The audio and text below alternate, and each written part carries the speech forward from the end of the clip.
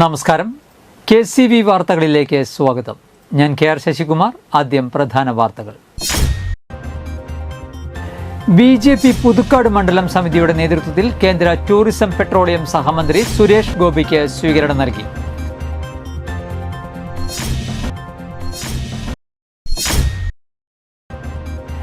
കൊടകര ഗ്രാമപഞ്ചായത്തിൽ 2023-24 സാമ്പത്തിക വർഷത്തിൽ വിഭാവനം ചെയ്ത സ്പോർട്സ് കിറ്റ് വിതരണ പദ്ധതി നടപ്പിലാക്കാൻ കഴിയാതെ പോയത് തെരഞ്ഞെടുപ്പ് പെരുമാറ്റച്ചട്ടം നിലവിൽ വന്നതുമൂലമാണെന്ന് അധികൃതർ വാർത്താ സമ്മേളനത്തിൽ അറിയിച്ചു.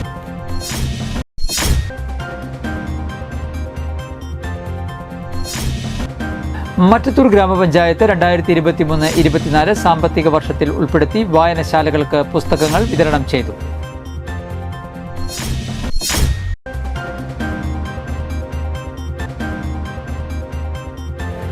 Kodakara Sahrudaya college of advanced സ്റ്റഡീസിൽ എക്സലൻസ് അവാർഡ് 2024 സംഘടിപ്പിച്ചു.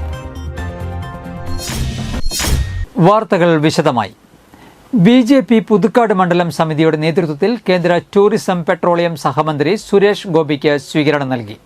നന്ദിക്കര മംഗളം ഓഡിറ്റോറിയത്തിൽ നടന്ന പരിപാടിയിൽ BJP പുതുക്കാട് മണ്ഡലം പ്രസിഡന്റ് അരുൺ പന്തലൂർ അധ്യക്ഷത വഹിച്ചു.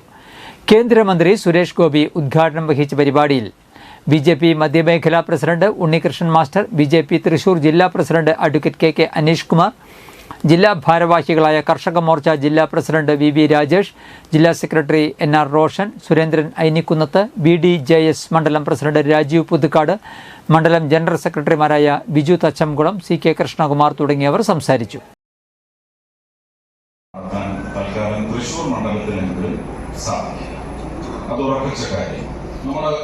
ഒരു ബേസ് വോട്ട് എന്താണെന്ന് നമ്മൾ വളരെ മാന്യമായി തന്നെ വളരെ ആദരവോടെ അതിനെ കാണാം. അതല്ലാത്ത പാർട്ടിയിൽ തീരെയും വിശ്വാസമില്ലാത്ത ഒരുപാട് സുമനസ്സുകൾ നമുക്ക് വന്ന് കുന്നുകൂടി അവരുടെ വികാരം കൈമാറിയെങ്കിൽ അവർക്കുള്ളതാണ് ഏറ്റവും വലിയ നന്ദി. അവരെ നമ്മളെ പിന്തുണയ്ക്കുകയാണ് മാറാം. നമ്മുടെ പ്രവർത്തനത്തിലൂടെ നമുക്ക് അവരെടുത്ത തീരുമാനത്തെ ഒട്ടും നമ്മൾ അവഹേളിച്ചില്ല എന്ന ഒരു അഫിഡവിറ്റ്. ലോക്സഭാ തെരഞ്ഞെടുപ്പ് വിജയിച്ചതിനു പിന്നാലെ തൃശൂർ ലൂർദ് മാതാവിന്റെ പള്ളിയിലെത്തി മാതാവിന് സ്വർണ്ണക്കൊന്ത സമർപ്പിച്ച് കേന്ദ്ര സഹമന്ത്രി സുരേഷ് ഗോപി. തൃശൂരിലെ മുരളി മന്ദിരത്തിലെത്തി K കരുണാകരന്റെ സ്മൃതി കുടീരത്തിൽ പുഷ്പാർച്ചന നടത്തിയ ശേഷമാണ് സുരേഷ് ഗോപി തൃശൂരിലെ ലൂർദ് പള്ളിയിലെത്തി സ്വർണ്ണക്കൊന്ത സമർപ്പിച്ചത്. തുടർന്ന് പൂമാലയും സമർപ്പിച്ചു. ഇതിനുശേഷം പള്ളിയിലെ താഴത്തെ നിലയിലുള്ള ഭൂഗർഭ ആരാധനാ കേന്ദ്രത്തിലേക്ക് പോയി. തുടർന്ന് അവിടെ വെച്ച് പാട്ടുപാടിക്കൊണ്ട് സുരേഷ് ഗോപി മാതാവിന് ആരാധന നടത്തി.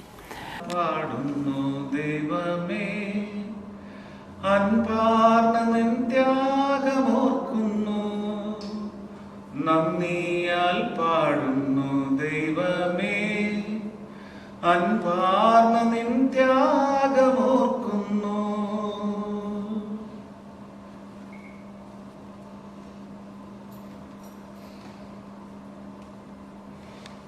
നന്ദിയാൽ പാടുന്നു ദൈവമേ എന്ന പാട്ടാണ് സുരേഷ് ഗോപി പാടിയത്. തെരഞ്ഞെടുപ്പ് വിജയത്തിലെ നന്ദി അറിയിച്ചുകൊണ്ടാണ് സുരേഷ് ഗോപിയുടെ ലൂർദ് പള്ളിയിലെ സന്ദർശനം. തെരഞ്ഞെടുപ്പിന് ശേഷം വീണ്ടും വരുമെന്ന് സുരേഷ് ഗോപി അന്ന് അറിയിച്ചിരുന്നു. തെരഞ്ഞെടുപ്പിന് മുൻപ് മകളുടെ വിവാഹത്തോടനുബന്ധിച്ച് സുരേഷ് ഗോപി ലൂർദ് മാതാവിനെ സ്വർണ്ണ കിരീടം സമർപ്പിച്ചിരുന്നു. സ്വർണ്ണ കിരീടത്തിന്റെ തൂക്കം നോക്കണമെന്ന ആവശ്യം ഉൾപ്പെടെ ഉയർന്നത് വിവാദവുമായിരുന്നു. നന്ദി എന്നത് പറയുന്നത് ഹൃദയത്തിലാണുള്ളതെന്നും അത് ഉൽപ്പന്നങ്ങളിൽ അല്ലെന്നുമാണ് സ്വർണ്ണക്കൊന്ത സമർപ്പിച്ച ശേഷം സുരേഷ് ഗോപി പ്രതികരിച്ചത്. ഭക്തിപരമായ നിർവഹണത്തിന്റെ മുദ്രയാണ് സ്വർണ്ണക്കൊന്തയെന്നും സുരേഷ് ഗോപി പറഞ്ഞു. കൊടകര ഗ്രാമപഞ്ചായത്തിൽ 2023-24 സാമ്പത്തിക വർഷത്തിൽ വിഭാവനം ചെയ്ത സ്പോർട്സ് കിറ്റ് വിതരണ പദ്ധതി നടപ്പിലാക്കാൻ കഴിയാതെ പോയത് തെരഞ്ഞെടുപ്പ് പെരുമാറ്റച്ചട്ടം നിലവിൽ വന്നതുമൂലമാണെന്ന് അധികൃതർ വാർത്താ സമ്മേളനത്തിൽ അറിയിച്ചു. സ്പോർട്സ് കിറ്റ് പുതിയ ഭരണസമിതി, ഞങ്ങളുടെ ഭരണസമിതി വന്നതിന് ശേഷം ആദ്യത്തെ 2 വർഷം നമുക്ക് കേരളോത്സവം നടത്താനായിട്ട് കഴിഞ്ഞിട്ടില്ല. അതിൻ്റെ ഉത്തരവ് നടത്താൻ പറ്റുന്ന സാഹചര്യമായിരുന്നില്ല. അതുകൊണ്ട് സർക്കാർ ഉത്തരവ് ഉണ്ടായിരുന്നില്ല. പിന്നീട് വന്ന 22, 23, 24 വർഷമാണ് നമ്മൾ കേരളോത്സവം നടത്തിയിട്ടുള്ളത്. അപ്പോൾ കഴിഞ്ഞ വർഷം കേരളോത്സവ സമാപനത്തിന് സ്പോർട്സ് കിറ്റ് നമ്മൾ ആ വേദിയിൽ വെച്ച് പ്രഖ്യാപിക്കുകയുണ്ടായി. ഗ്രാമപഞ്ചായത്ത് പദ്ധതി വെച്ചുകൊണ്ട് സ്പോർട്സ് കിറ്റ് നൽകാമെന്ന് പ്രഖ്യാപിക്കുകയുണ്ടായി. അതിനിടയിലാണ് നമുക്ക് മാർച്ച് 16-ാം തീയതി ഇലക്ഷൻ പ്രഖ്യാപിക്കുകയും പെരുമാറ്റച്ചട്ടം നിലവിൽ വരികയും ചെയ്തു. 2024 ഫെബ്രുവരി മാസം അവസാനമാണ് 20 ലക്ഷം രൂപ വകയിരുത്തി സ്പോർട്സ് കിറ്റ് വിതരണ പദ്ധതി നടപ്പിലാക്കാൻ തീരുമാനിച്ചത്.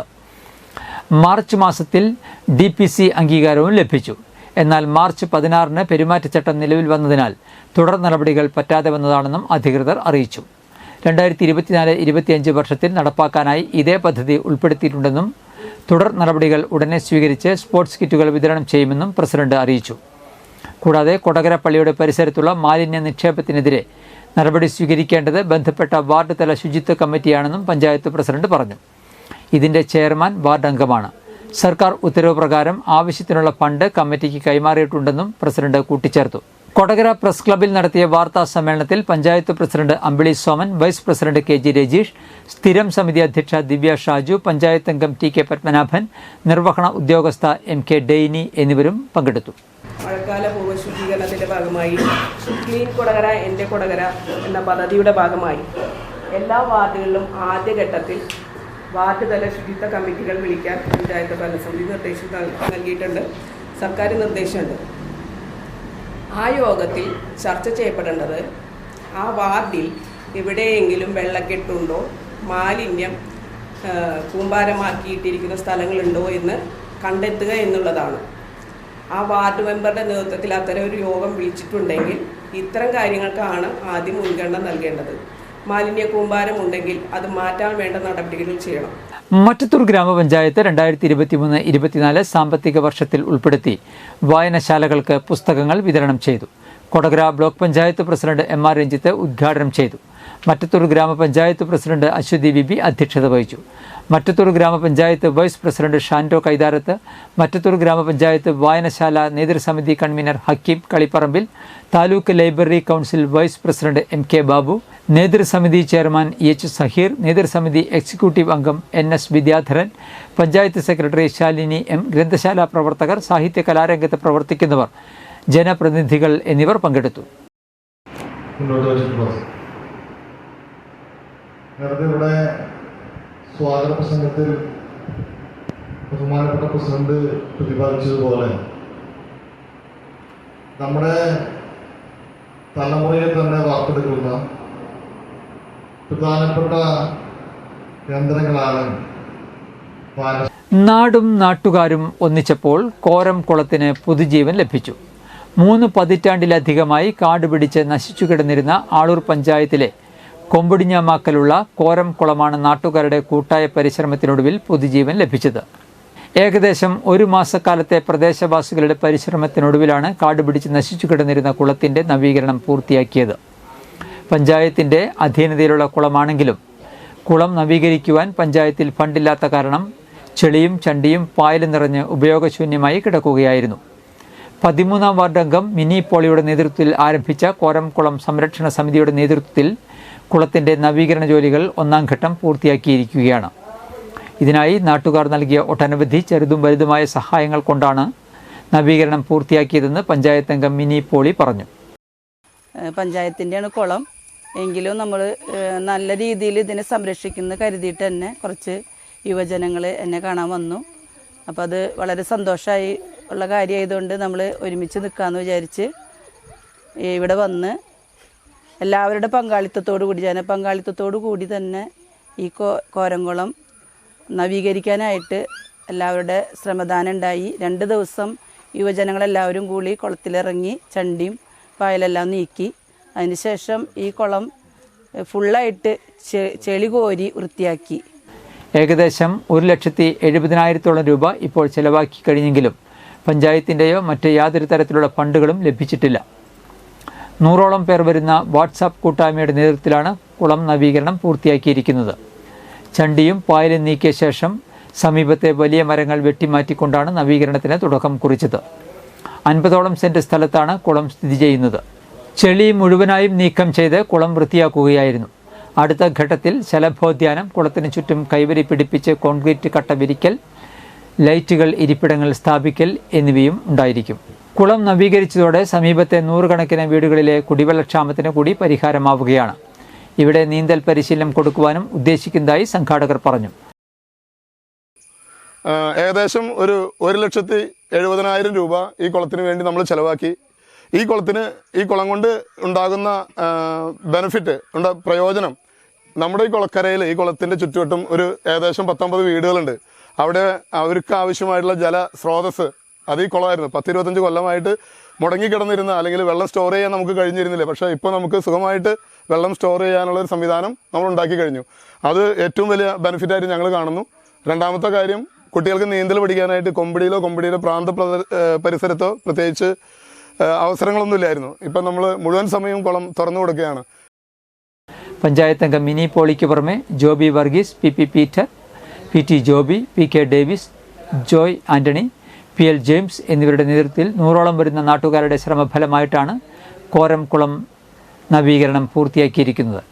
കുളത്തിൻ്റെ ഉദ്ഘാടനം ഞായറാഴ്ച ഉച്ചതിരിഞ്ഞ് 4 മണിക്ക് ആളൂർ ഗ്രാമപഞ്ചായത്ത് പ്രസിഡന്റ് KR ജോജോ നിർവഹിക്കും. Kottakara Sahrudaya college of advanced സ്റ്റഡീസിൽ എക്സലൻസ് അവാർഡ് 2024 സംഘടിപ്പിച്ചു.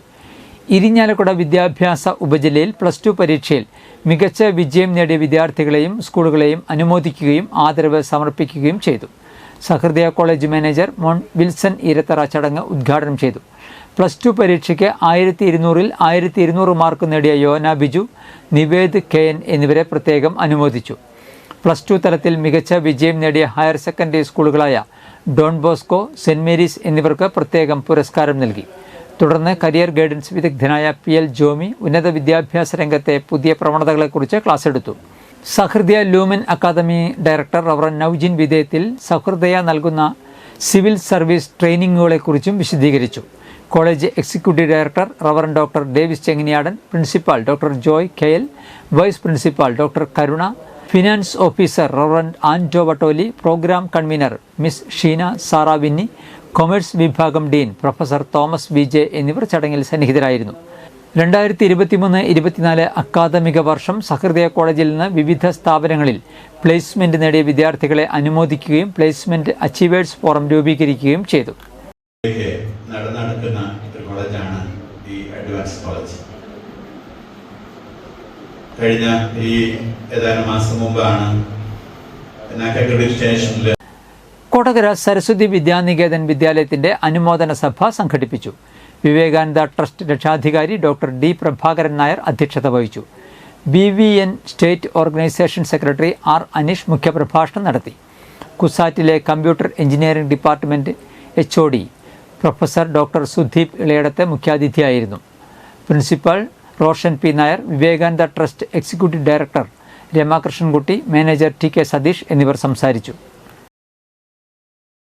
മാർക്കും ഗ്രേഡും ഒക്കെ കിട്ടാൻ വലിയ പ്രയാസമുള്ള കാര്യമില്ല എല്ലാ സ്കൂളിലും. പക്ഷേ മികച്ച വിദ്യാഭ്യാസം കിട്ടണമെങ്കിൽ പ്രത്യേകിച്ചും ഇന്നത്തെ കേരളത്തിലെ ചുറ്റുപാട് ഭാരതീയ ദളിത് സാഹിത്യ അക്കാദമിയുടെ doctor BR Ambedkar national fellowship അവാർഡിന് കവി ബിനേഷ് CK അർഹനായി. തൊട്ടിപ്പാൾ സ്വദേശിയായ Binesh Kerala fire and rescue സർവീസിന് കീഴിലുള്ള കേരള സിവിൽ ഡിഫൻസ് കോർപ്സിൽ റീജിയണൽ ചീഫ് വാർഡനാണ്. ഡിസംബർ 8-ന് ഡൽഹി ദളിത് സാഹിത്യ അക്കാദമി ആസ്ഥാനത്ത് നടക്കുന്ന ചടങ്ങിൽ അദ്ദേഹത്തിന് അവാർഡ് സമ്മാനിക്കും. ഇന്നത്തെ സ്വർണ്ണവില.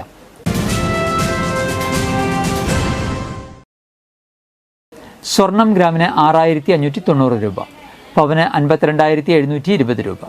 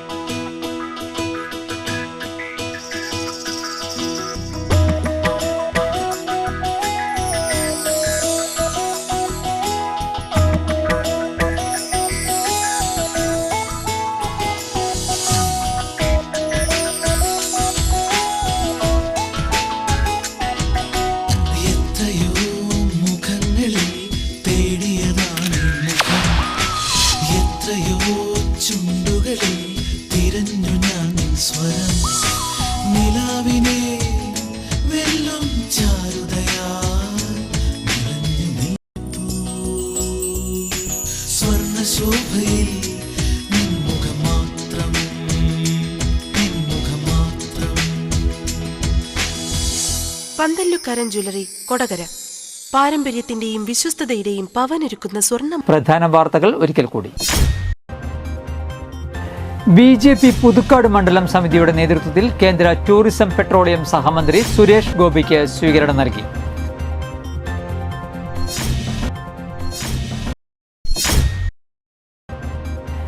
കൊടകര ഗ്രാമപഞ്ചായത്തിൽ 2023-24 സാമ്പത്തിക വർഷത്തിൽ വിഭാവനം ചെയ്ത സ്പോർട്സ് കിറ്റ് വിതരണ പദ്ധതി നടപ്പിലാക്കാൻ കഴിയാതെ പോയത് തെരഞ്ഞെടുപ്പ് പെരുമാറ്റച്ചട്ടം നിലവിൽ വന്നതുമൂലമാണെന്ന് അധികൃതർ വാർത്താ സമ്മേളനത്തിൽ അറിയിച്ചു.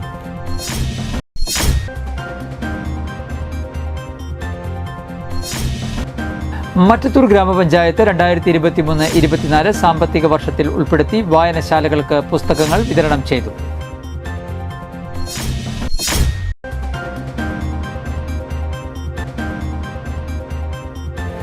Kodakara Sahrudaya college of advanced സ്റ്റഡീസിൽ എക്സലൻസ് അവാർഡ് 2024 സംഘടിപ്പിച്ചു. ഇതോടെ വാർത്തകൾ കഴിഞ്ഞു. നമസ്കാരം.